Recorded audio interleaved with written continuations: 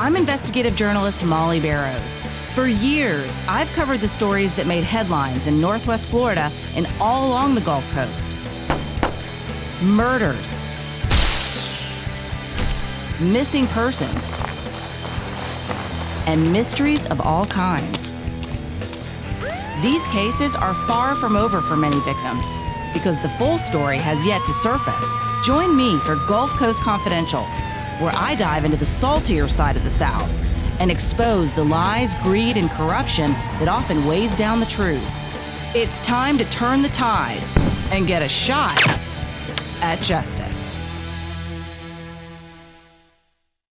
Hey y'all, I'm Molly Barrows, and welcome to the Gulf Coast Confidential podcast, where we cover some of the most scandalous crimes and cases that bubble up right here in Northwest Florida and well beyond, because there is no shortage of what the Feezy case is. So if you like what the Feezy case is, we just want to take a moment to remind you to please like and subscribe if you are watching on our YouTube channel, and feel free to comment wherever you are listening.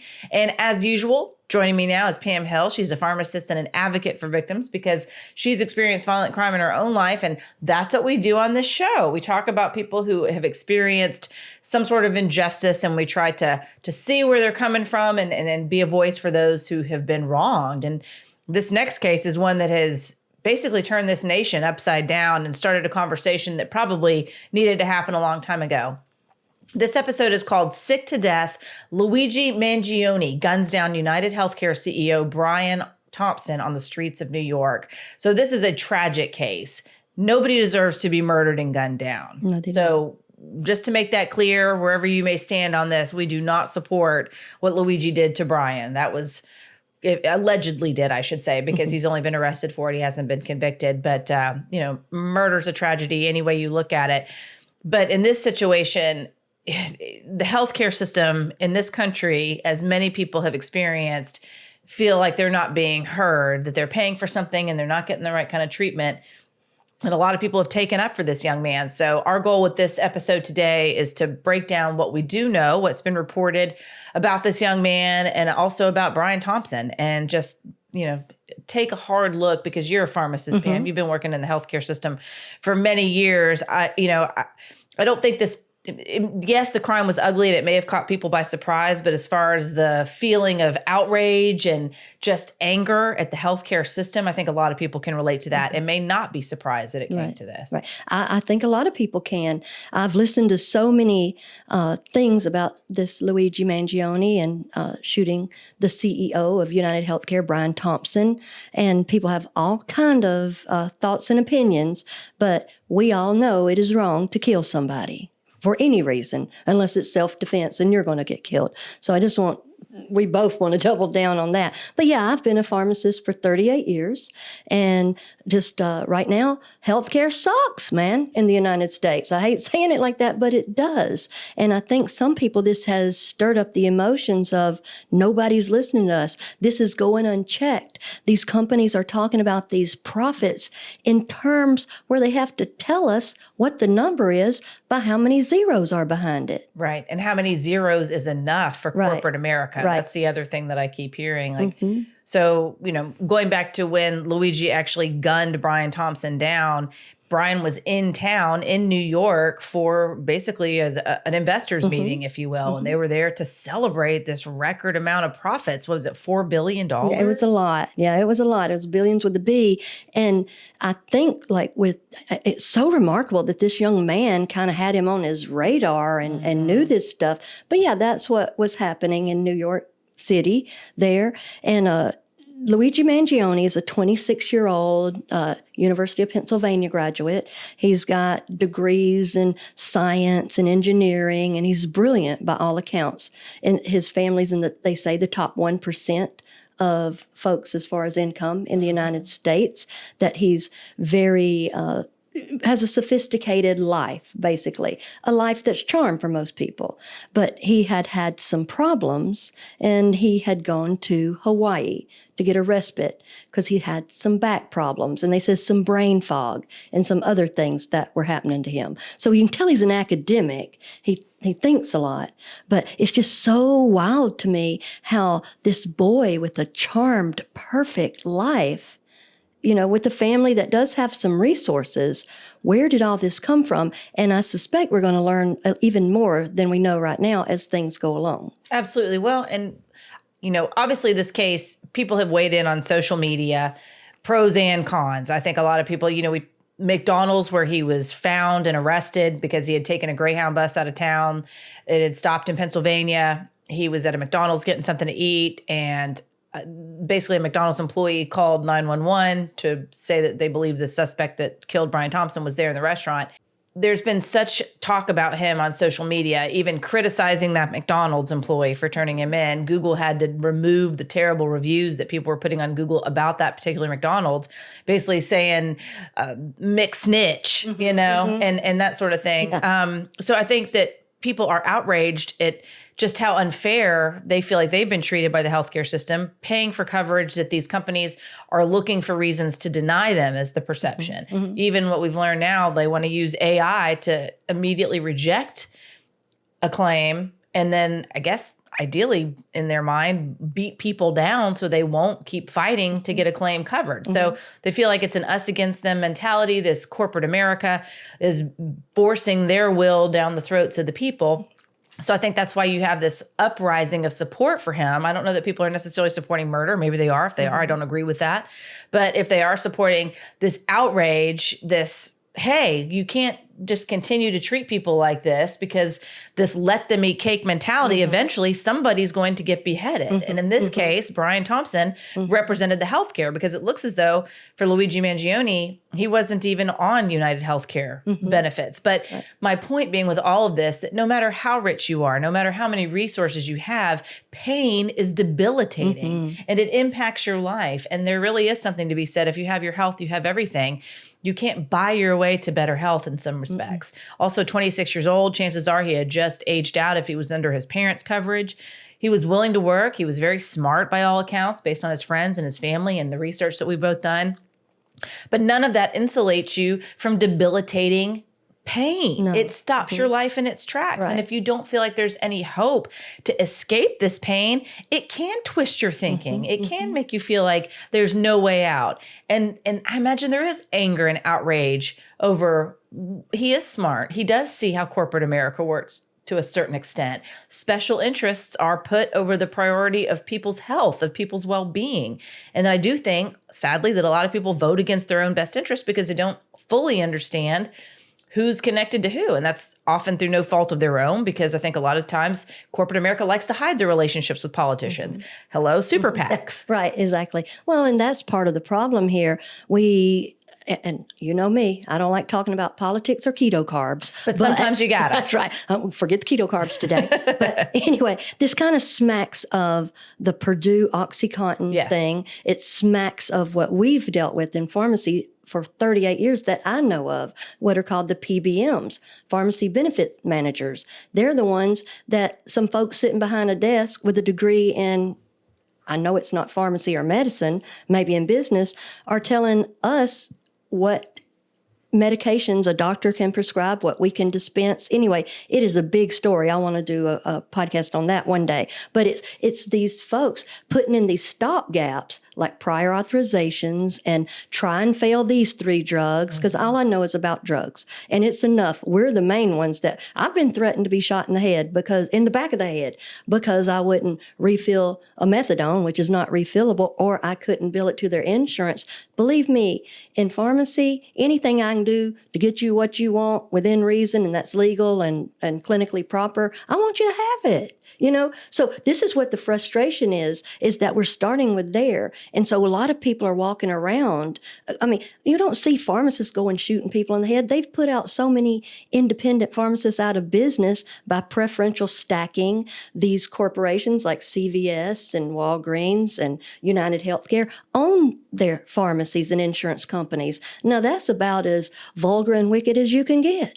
You own this and that and the other. You're not just a monopoly. You're a monopoly, jerking a monopoly around and putting other people out of business. Right. And the bottom line with insurance is they have, they have a board that they answer to. They have investors that they answer to. They are a for-profit business, and they make more money by not paying your claims. Right. And UnitedHealthcare, I have UnitedHealthcare, and I'm quite pleased with it. I have UnitedHealthcare UnitedHealthcare, Medicare. But that Wonderful. doesn't mean, Yeah. that doesn't mean everybody else is. And I'm not so arrogant that I'm going to sit here and go, you know how we've talked about before, well, it ain't happened to me, I don't care. It has happened to everybody. Yeah, so many people have their own story of like either being turned down by a health insurance agency or not being able to afford it at all. Right. There have been times I haven't had it because of just times. But so here we are with all this. We've got this Ivy League man with all the privileges in the world having a respite in Hawaii. And we've got Brian Thompson. And I looked so much to try to find a lot of information about Brian Thompson. I couldn't find a whole lot outside of, they told me his salary was $10.2 million. And his salary per year? Well, that's his salary with bonuses and Wow. stuff. But you know what? That's really not a lot because in corporate world, because I think I don't know if I've told you this or not, the folks that sell those good RX or give away those good RX cards just in pharmacy, the CEOs of that, and they sell nothing. They just go around telling you pharmacists are thieves. Each of those CEOs make $497 million. Wow. 497 million times 2 is dang near $1 billion with a B. Just in salaries. Right. But they don't make it by totally calling us thieves and liars and stuff in pharmacy. They make it by, they sell your private information. And then there you are, you're fixing to set yourself up to save $5, but now you're going to be excluded from your asthma treatment or something. Because they know more about your medical conditions and they're going to deny you coverage. Right. So it's none of their business anyway, but just to save $5. And I understand it is so hard. It breaks my heart to tell people they got to pay full price for something. I've been doing this long enough that I remember when most people paid cash. And if anybody had insurance, it's kind of a luxury, And I, a long time ago, told myself federal employees insurance seems to be the best one in the world. But let's look at Mangione, what he did here. What he did on November 18th, his mom put in a missing persons report because he just went radio silent. That's what his friends have been saying. I've been reading about that too in his family, that he just went off the grid. And then on November 24th, he took a little visit into New York City by Greyhound and got a little hostel there. In a hostel, I think that's more like a dormitory type thing. Yes, they're affordable places people can stay. I think he had 2 roommates in the room too, and they said he didn't really speak much and he kept his mask on the whole time. Kept his mask and his beanie on. And we're going to see later that flirting and food is what got him in trouble. Yeah, he seems like, and like we've talked about, when he did take his mask down because the person wanted to see his smile, and that was, of course, the image that was put out everywhere. He seemed to me to be such at peace in that picture. He was. Like he was convicted about what he was doing was the right thing in his mind. Right, he had a little plan, and he did have a gorgeous smile. I said he looked like Jake Gyllenhaal to me. I know, like, damn, Jake Gyllenhaal, what are you doing out there on them streets? Right, and this is part of what this is too. People are like, he's hot, almost like Paris Hilton thing. That's hot, and that he's good looking and buff and got that dark, pretty hair. It's the world we live in. Right. Yeah, he's made for TV in that regard. And you know what? There was one time when I was watching him when he looked over his right shoulder, and it smacked of Ted Bundy to me. How he used to do that, because he knew where the cameras were, and I thought. I remember girls back then. They knew he was killing and murdering girls, but they were like going crazy fangirling Ted Bundy. Terrifying, but you're right. I mean, this kid is media savvy. He is. It would seem. Right. Yeah, he is. And then so on November 29th, the Friday after Thanksgiving, he's still hanging around in New York, and he's left the hostel on Wednesday. There was a video of him just walking around outside of the Hilton where Brian Thompson will end up.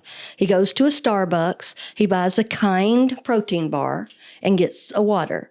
And so they found his fingerprints on those things. Right. They saw him throwing them away in the videos. If people think you're not being videoed, you are. Oh, it's true. Which I think he was aware of. It's why he wore his mask everywhere, except for the couple times he took it off. But the images of him in the taxi cab, he does have those distinctive eyebrows. He does. Yeah, definitely. Almost like a unibrow. But, some people are jealous of those big old eyebrows. But the beanie and the mask and just fingerprints and stuff, they've kind of caught up with him. Well, on December the 4th at 6:44, that's when he shoots Brian. He's just walking around out in front of the Hilton, and he drops his cell phone as he flees the scene. Ends up going to Central Park, which Central Park is like its own little city. You can enter on this side, and you can stay lost for a long time on a bicycle. We don't know if he stole it or rented it or what have you. If he rented it, it seems like they would be able to find him.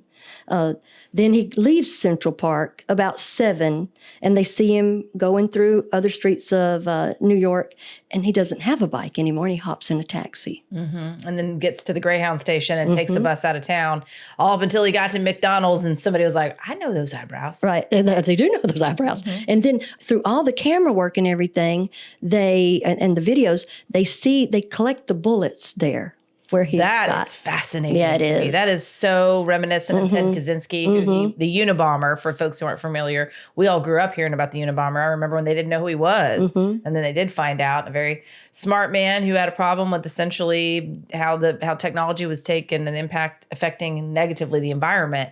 So he took matters into his own hands and mailed bombs to people that killed them, who he felt were responsible. But there's, and Luigi was a fan of his. Apparently, he talked about him living in Hawaii and his landlord, who he had a relationship with. Landlord, sometimes in the press, we just use a word to describe somebody, but it was more than just that. I think this guy had a relationship with him and all the people that sort of stayed in this communal type facility or house. And they said they had a book club and they talked about Ted Kaczynski, and then the book club basically disbanded because it got uncomfortable. Right. For regular folks. Because Luigi was like, I'm kind of down with this. Yeah. Oh, he's picking them probably. And you also see he's a lot of little giggling with girls and suntanning and surfing. And they said that surfing is what hurt his back a little more. And he had the back condition where a bone is pinching a nerve, and that does hurt. Pain changes people. Yes. If you can't, it makes it's depressing aside from just being physically debilitating. And especially if you think it's chronic. I mean, I've had chronic pain before, but I got back surgery and now I just have it every now and then. And I promise you, I have thanked the Lord for that it wasn't chronic, because to think that never ends, that is something. Well, the bullets that they gathered up said delay, deny, and depose. It was written on there with permanent marker. Some people say it was engraved on there, but it was with a Sharpie. And actually, he was maybe going to use a bomb, they said. Yeah, they found that in his writings, but he decided to go with with shooting Brian instead because it was going to have less of an impact on innocents. They wouldn't be in harm's way. Right. But that deny, defend, depose is references to basically the same terminology that health insurance companies use to deny coverage. Right. Or just to kick it down the road a little bit, to make it a prior authorization. Delay. Prior authorization in our world, we have to explain that to people. We talk too much sometimes and say, it needs a PA. Well, people don't know what that is.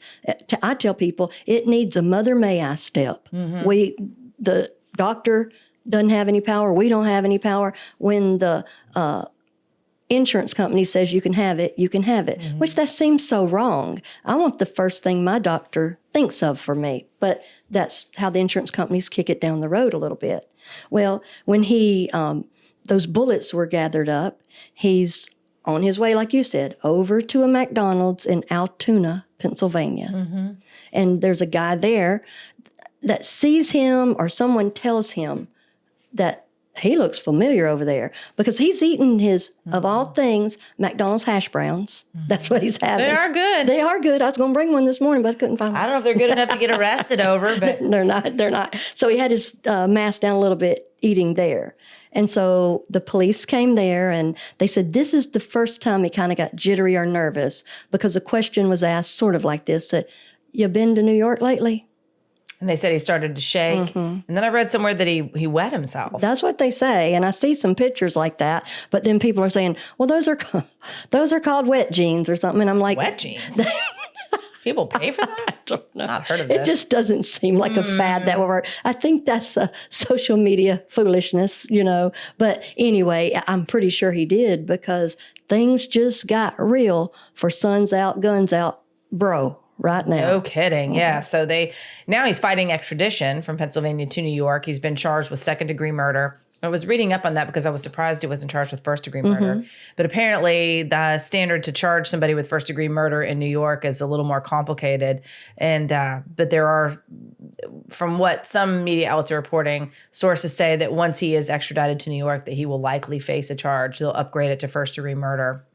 Because apparently it has to be aggravating circumstances in New York, like when the victim is a judge, a police officer, a first responder, or it involves a murder for hire or an intent to commit terrorism. And so legal experts are saying it's probably going to be that terrorism, proof of terrorism under the law that will end up meaning that they'll bump up that charge to first degree murder. So Well, that was kind of him channeling Ted Kaczynski, the yeah, Unabomber, it's doing that intimidating stuff. a civilian population, influencing a government unit to act in a certain way. And that is essentially because amongst the things that they found in his backpack were a gun, which they're now saying matches the ballistics of the bullet casings found at the scene.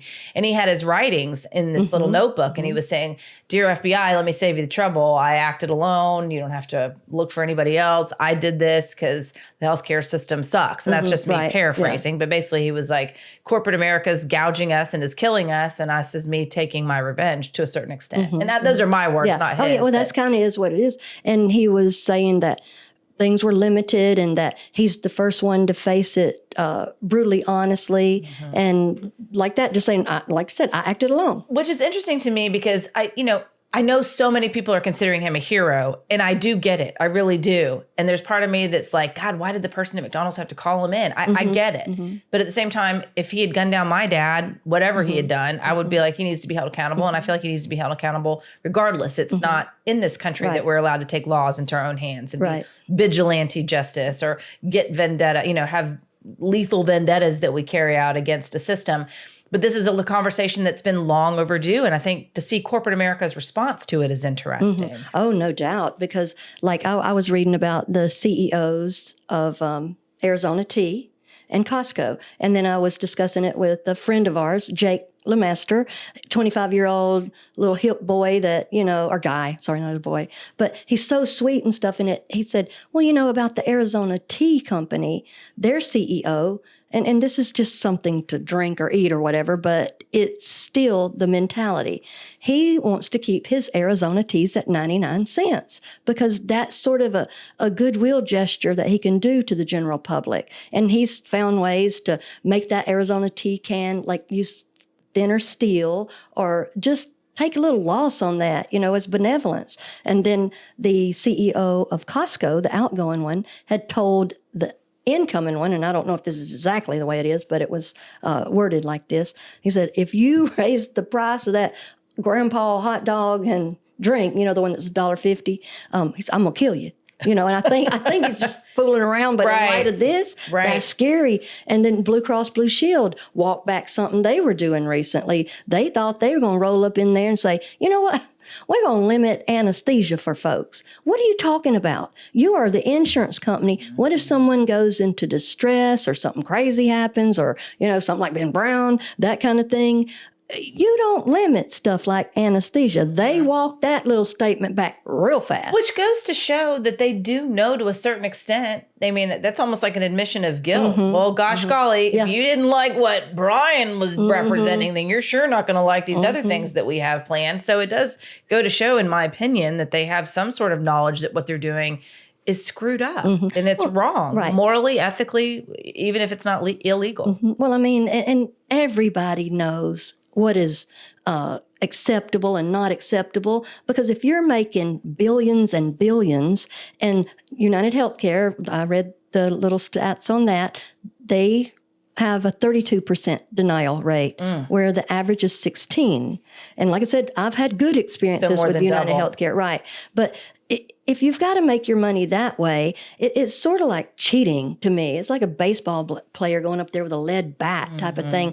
And they just celebrate and everything. It's not right. We should have had these talks all along. Absolutely. That's what I Pharmacy think has too. been paying PACs, political action committees for years and years and years. And it's so sad. We have to cross our fingers and go, oh, I hope they do this. Do not send people to Congress anymore that don't understand every woman and every man. Do not make it where it's $11,000 to run for Congress. That's exactly right. We've been looking into that, and it is a rich man's game. You have to have that money in order for people to run, and that's when they end up becoming owned by special interests or whoever it is that's funding their campaign. You may have the best intentions in the world to want to run for office, but it takes an incredible amount of money just to even get on the ballot. For example, like locally, we've had our congressman for District 1 for the House of Representatives in Northwest Florida, Matt Gaetz, who has made headlines for any number of controversial things. stepped down right after winning the election. And so there now is another election they were having a special election to have somebody to replace him. And you have to pay a certain percentage of the salary just to even run. And it's $174,000 a year is what the salary is. So it was going to be something like almost $11,000 just to get your name on the ballot. The average person, even with the best of intentions, can't afford that. So you have to go to someone and say, will you support me? Will you pay for this? And then, of course, they're going to want something in return. I don't know that our founding fathers really had this in mind, that it's got to be a pay-to-play game, and that's what it is. Right. And then, well, it's the same thing. Then you're the let 'em eat cake person. You're Marie Antoinette. And that is what is wrong. You know, people are like, dancing on the grave of this man, you know. And that's not right. That's not right. This man, he was a daddy. He was a husband. They said he was affable and lovable and generous. And like I said, let's take his salary, $10 million, and contrast it to good RX folks that just give you that card to go, you know, try to wrestle with the pharmacy with the wrong information. $497 million, that's daggum ridiculous, you know. $10 million, his salary is, I think, $1 million and something. These are his bonuses. Well, somebody up there, like you said, the board or the board of directors are making that the incentive. That's right. So, of course, they're going to say, you can't have, you know, the surgery that you need for your knee until you've tried these other Synvisc injections. And we do not, we're better than that. I know. Well, it's interesting too. You know, like you mentioned the knee, because, you know, I had knee surgery a few years ago. My knee dislocated. I had weak tendons that were holding the kneecap in place. It popped out, popped it back in, but clearly the tendons were stretched out and they weren't going to hold it in place properly anymore. So I needed surgery and I couldn't hardly walk. But, you know, due to insurance, I had to go to my primary care physician and I had to have him recommend me to basically a surgeon to take care of it. Well, they couldn't fit me in for 2 weeks. Wow. I had to call, and this is where we get back to, I had to call a friend that worked at the hospital and say, hey, can you either get me in to see my primary care physician, or can you help me find a way around this so that I can go ahead and make an appointment with a surgeon to get this taken care of? Because I can't walk. I'm a mom. I'm a single mom. Yeah. I have a job. I have to go to work. I can't wait around. And this is such a mild example of other people that are facing much more difficult problems in uphill situations. So my point being, we don't make it easy for people to access the kind of care they have. And if we want to complain in this country about healthcare and who gets it for free and who doesn't, and you know, finding good jobs and people getting ahead of the game and dealing with inflation, I know that seems like a lot, but the bottom line is you can't hold down a job and support your family if your health is bad. That's right. And you can't get care. We can't address so many of these other issues that people face if they aren't feeling good. And it starts with giving people basic opportunities to housing, to healthcare. And there is nothing, and I know this is such a dark, evil word in people's mind, but they think that, okay, if the government's going to subsidize it, then that's welfare, then that's socialism. No. How many people who do claim to be, you know, at any rate, I'm not trying to get all political, but I'm just saying that there is a way to do it that's fair. And I feel like so many politicians will deceive and call it socialism when really they're just protecting the very people who helped get them into office in the first place by lying or twisting the facts to make it sound like doing the right basic thing for people, helping them get into safe housing, helping them have basic health care suddenly becomes this dirty word of socialism. And it's not necessarily. No, because this is, Luigi had monopoly money all in his backpack. So they said what that meant is that money means nothing even, because it's not fair on the money side of it. I don't know why it is such a big problem to say, why don't we get some intelligent people that work with this kind of stuff and let's do a listening tour. It's solvable. They just don't want to solve it because they won't make as much money. Right. That's my personal opinion. When is enough? A person's life, another person's life ruined, dividing us in half. When is enough money enough? I'm going to go back to my word about this. It is vulgar. That's right. And I think that's why you saw such an angry reaction from Luigi when he was arrested and being brought into jail and the cameras caught him on camera, you know, basically yelling over his shoulder, the American people aren't stupid. Well, that part he did get right, that part. But my heart goes out to Brian Thompson's family. Absolutely. And to all of us that are mixed up in this with thinking that that is a good thing to do, shoot somebody. I understand people's frustration. I surely do. Yes, and it sparked a conversation, and it will certainly be interesting to see what a jury decides, if he does have a jury trial, if it makes it to that point, what they decide. Because you could also argue that the healthcare industry, through their heinous practices, in my opinion, in some ways, are responsible for people's untimely deaths as well. But they're not on trial for murder. They didn't gun anybody down in the streets, and that is not the solution. But we do need to have these conversations. Well, I brought that pencil there because it's been said that folks can kill more people with a pencil than they can with a gun. That's right. Well, Pam, thank you so much for joining me on this one. And we thank you for listening in. That is it for this episode. Sick to death, Luigi Mangione guns down UnitedHealthcare CEO Brian Thompson on the streets of New York. I'm your host, writer, and producer, Molly Barrows, with co-host and researcher Pam Hill. And a big thanks, as always, to our director, editor, and production engineer, James Roy. Remember, you can listen to more of our Gulf Coast Confidential conversations wherever you listen to your favorite podcast. And you can also watch on our YouTube channel. Just don't forget to like and subscribe. And we'll see you next time.